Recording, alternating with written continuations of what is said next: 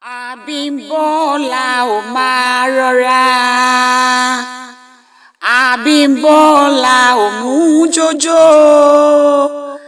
Níbo ni ìlú rẹ̀ ò ọmọ ọlọ́lá? Ìlú olókìkí ò la gbé bí ọ o. Ìlú olókìkí ò la gbé bí ọ sí. Hooray!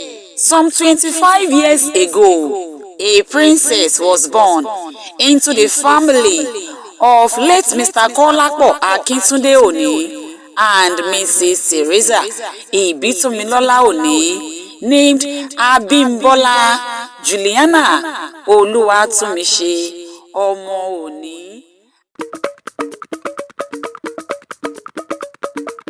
The 31st of July la kí yèyé tó bí ọpọ́kú ẹ̀ wọ ọmọ.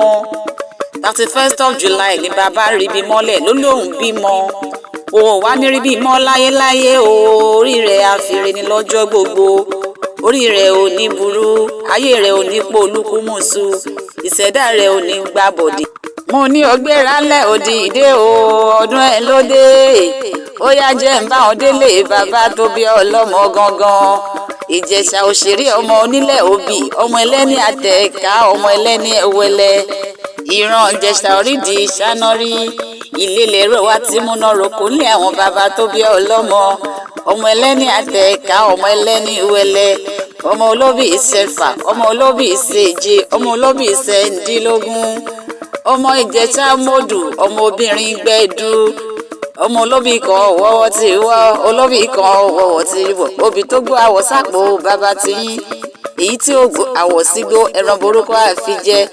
Mi ò wá ní ṣàìbá ọdẹ́lẹ̀ màmá tó bí ọlọ́mọ. Èkó akéde ìlú ọgbọ́n, arọ́mi sálẹ̀ gbẹlẹ́gbẹ́.